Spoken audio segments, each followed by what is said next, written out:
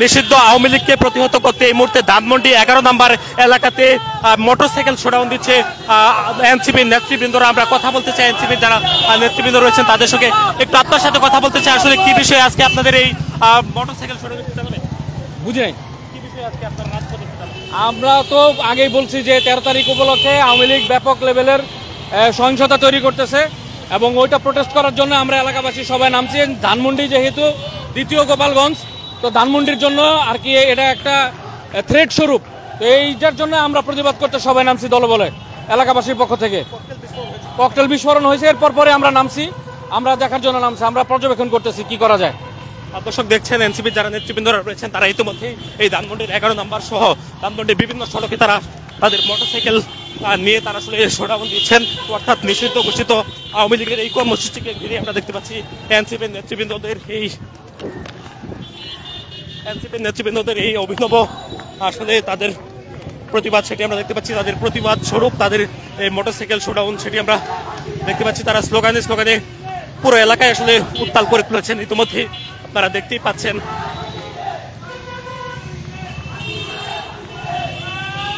এনসিপির নেতৃবৃন্দরা তারা motorcycle showdown দিচ্ছেন ধানমন্ডি এলাকাতে। নিষিদ্ধ ঘোষিত আওয়ামী লীগের যে কর্মসূচি রয়েছে সেই কর্মসূচিকে ঘিরে তাদের আজকের এই মোটরসাইকেল শোডাউন, যেখানে তারা আওয়ামী লীগের বিরুদ্ধে বিভিন্ন ধরনের স্লোগান তারা দিচ্ছেন। স্লোগানে পুরো এলাকা তারা উত্তাল করে তুলেছেন। আমরা দেখছিলাম ধানমন্ডি 11 নম্বর থেকে তারা তাদের এই মিছিলটি নিয়ে তারা আসেন এবং তারা ধানমন্ডির বিভিন্ন সড়ক তারা প্রদক্ষিণ করছেন, সেটি আমরা দেখতে পেয়েছি।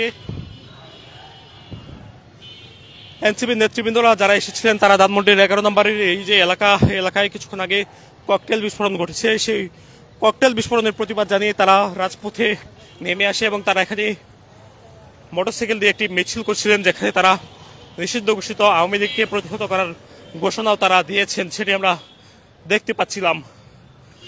দর্শক আপনাদেরকে জানিয়ে রাখতে চাই ধানমন্ডির এই এলাকা যেখানে কিছুক্ষণ আগে ককটেল নিক্ষেপের ঘটনা ঘটে আজ রাত 8:10 দিকে। তারপরেই এই এলাকায় আইন শৃঙ্খলা বাহিনীর অতিরিক্ত সদস্যদেরকে মোতায়েন করা হয়। তারপর পরই পুরো এলাকা জুড়ে আতঙ্ক ছড়িয়ে পড়ে। কিছুক্ষণ আগে আপনারা দেখছিলেন জাতীয় নাগরিক পার্টি এনসিপির নেতৃবৃন্দরা তারা এখানে মিছিল করেছেন। তারা ধানমন্ডিকে দ্বিতীয় গোপালগঞ্জ হিসেবে আখ্যায়িত করে তারা এখানে মিছিল করেছেন, সেটি আমরা দেখছিলাম। এবং এটি হচ্ছে ধানমন্ডির 11 নম্বর এলাকা, যেখানে কিছুক্ষণ আগে আসলে ককটেল নিক্ষেপের ঘটনা ঘটে। তারপরে আমরা দেখছি ডিবি পাশাপাশি পুলিশ সদস্যরা এখানে আসেন এবং এখন পর্যন্ত এই এলাকা সেটি এখানে থমথমে অবস্থা বিরাজ করছে, যেখানে কিছুক্ষণ পরপরই আসলে বিভিন্ন ধরনের ঘটনা ঘটছে, সেটি আমরা আপনাদেরকে দেখানোর চেষ্টা করছিলাম দৈনিক ইত্তেফাকে। আপনাদেরকে আরও একটি বিষয় জানিয়ে রাখতে চাই, আজকে রাত 8:10 দিকে ধানমন্ডির 11 নম্বর সড়কের যে আন্তর্জাতিক অপরাধ ট্রাইব্যুনালের তদন্ত সংস্থা যেটি রয়েছে সেখানে ককটেল নিক্ষেপ করে পালিয়ে যায়, তবে তাদেরকে আটক করতে পারেনি আইন শৃঙ্খলা বাহিনীর সদস্যরা। তাছাড়াও ধানমন্ডির 27 নম্বর এলাকাতে নিষিদ্ধ আওয়ামী লীগ তারা মিছিলের প্রস্তুতির সময় তাদেরকে 2 জনকে আটক করে পুলিশের সদস্যরা, সেটিও আমরা কিন্তু আসলে দেখতে পেয়েছি। এবং ইতিমধ্যেই এই যে ধানমন্ডি এলাকা, সেখানে কিছুক্ষণ পরপরই আসলে আওয়ামী লীগের সদস্যদেরকে প্রতিহত করতে মিছিল করছেন এনসিপির নেতৃবৃন্দরা, তারা মোটরসাইকেল দিয়ে শোডাউন চালাচ্ছেন, সেটিও আমরা দেখতে পেয়েছি। এবার আপনাদেরকে দেখানোর চেষ্টা করব যে স্থানটিতে ককটেল নিক্ষেপ করেছে কিছুক্ষণ আগে, সেই স্থানে আইন শৃঙ্খলা বাহিনীর যে অবস্থান সেটি আপনাদেরকে দেখানোর চেষ্টা করছি। পুলিশের একটি গাড়ি ইতিমধ্যে আসলে বের হয়ে যাচ্ছেন সেখান থেকে। কিছুক্ষণ আগে এখানে আইন শৃঙ্খলা বাহিনীর সদস্যদেরকে অতিরিক্ত বাহিনী হিসেবে মোতায়েন করা হচ্ছে। এটি একটি ডিবির গাড়ি, সেই গাড়িটি বের হয়ে গেল। আরও এখানে আইন শৃঙ্খলা বাহিনীর গাড়ি এখানে অবস্থান করছেন। আপনাদেরকে জানিয়ে রাখতে চাই, আজ রাত 8:10 দিকে ধানমন্ডি 11 নম্বর সড়কের এই যে এলাকা, এখানে আন্তর্জাতিক অপরাধ ট্রাইব্যুনালের একটি শাখাতে আসলে ককটেল বিস্ফোরণ ঘটে এবং এখন পর্যন্ত এই এলাকায় আইন শৃঙ্খলা বাহিনীর সদস্যদের চেকপোস্ট কিন্তু রয়েছে এবং এখানে কাউকে আসলে প্রবেশ করতে দেওয়া হচ্ছে না, সেটি আমরা দেখতে পাচ্ছি। অর্থাৎ এখানে যে কেউ অপ্রয়োজনীয় এখানে প্রবেশ করতে পারছেন না। এবং কিছুক্ষণ আগে ঠিক এই স্থানে জাতীয় নাগরিক পার্টি এনসিপির নেতৃবৃন্দরা তারা আসেন এবং তারা এখানে মিছিল করছিলেন নিষিদ্ধ ঘোষিত আওয়ামী লীগকে তারা প্রতিহত করতে, সেটি আমরা দেখছিলাম। এবং আপনাদেরকে জানিয়ে রাখতে চাই, আজ রাত 8:10 দিকে যে ককটেলটি বিস্ফোরণ হয় তারপরে পুরো এলাকা জুড়ে আতঙ্ক ছড়িয়ে পড়ে। এবং তারপর থেকে এখানে আসলে কাউকে সহজেই প্রবেশ করতে দেওয়া হচ্ছে না, অর্থাৎ কোনো প্রকার অপ্রয়োজনে কেউ এখানে আসলে প্রবেশ করতে পাচ্ছেন না।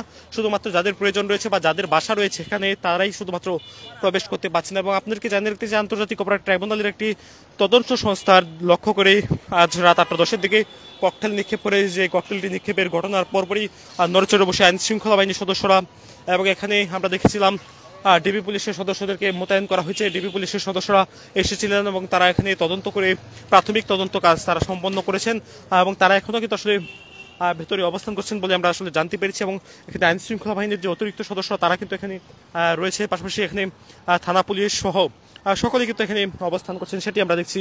অর্থাৎ তাদের যে নিরাপত্তা ভলয় সেটি এখানে তৈরি করা হয়েছে, অর্থাৎ যে কোনো প্রকার অপ্রীতিকর পরিবেশ রুখে দেওয়ার জন্য কিন্তু আইন শৃঙ্খলা বাহিনী প্রস্তুত, সেটি আসলে আইন শৃঙ্খলা বাহিনীর পক্ষ থেকে জানানো হয়েছে। এবং আপনাদেরকে জানিয়ে দিতে চাই ধানমন্ডি 11 নম্বর সড়কের যে 87 নম্বর বাড়িটি, এটি আন্তর্জাতিক অপরাধ ট্রাইব্যুনালের একটি তদন্ত সংস্থা বা প্রসিকিউশন অফিস হিসেবে ব্যবহার করা হতো। সেই প্রসিকিউশন অফিসকে লক্ষ্য করে ককটেল নিক্ষেপ করে সেই ককটেলটি বিস্ফোরিত হওয়ার পর পুরো এলাকা আতঙ্ক ছড়িয়ে পড়ে এবং পুরো এলাকা জুড়ে থমথমে অবস্থা সৃষ্টি হয়। তারপরে আইন শৃঙ্খলা বাহিনীর সদস্যরা এখানে আসেন এবং তারপরে এই যে সড়ক, সেই সড়কটিতে চেকপোস্ট স্থাপন করা হয়, যেখানে ঢাকার মেট্রোপলিটন পুলিশের পক্ষ থেকে চেকপোস্টটি স্থাপন করা হয় এবং আপনারা দেখতে পাচ্ছেন। এবং এই এলাকা এখন পর্যন্ত আসলে থমথমে অবস্থা বিরাজ করছে, সেটি আমরা আপনাদেরকে দেখানোর চেষ্টা করছি। এখানে পুলিশের বেশ কয়েকটি ব্যারিকেড কিন্তু রয়েছে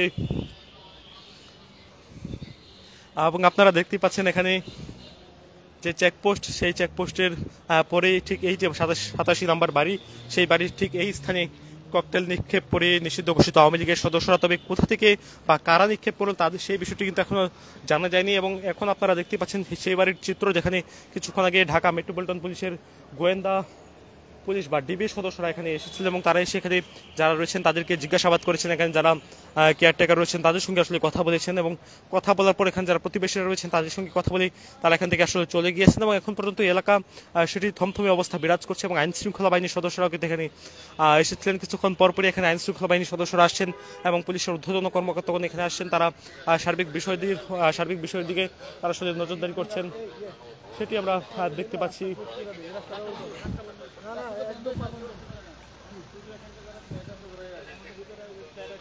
এখানে পুলিশের সদস্যরা আসছেন, পুলিশ সদস্যরা এখানে তারা আসলে কথা বলছেন, সেটি আমরা দেখছি। এবং সার্বিক যে নিরাপত্তার যে বিষয়গুলো রয়েছে সেই নিরাপত্তার বিষয়গুলো আসলে খতিয়ে দেখা হচ্ছে। এবং এখানে এনসিপি নেতৃবৃন্দরা তারা যে মিছিলটি করেছে সেই মিছিলটি ছিল মূলত আওয়ামী লীগ প্রতিহত করতে তারা রাজপথে নেমে এসেছে, অর্থাৎ আওয়ামী লীগের যে ককটেল বিস্ফোরণ বা আওয়ামী লীগের যে মিছিল ছিল সেই মিছিলকে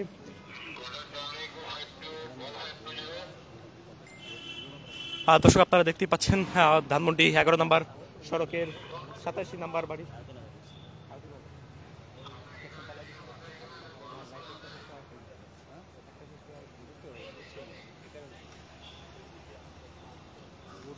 দেখতে পাচ্ছেন পুলিশ সদস্যদেরকে এখানে মোতায়েন করা হয়েছে এবং কিছুক্ষণ পরপরই এখানে অতিরিক্ত পুলিশ সদস্যরা আসছেন এবং সকলে কিন্তু আসলে নিরাপত্তার দায়িত্বে এখানে রয়েছেন।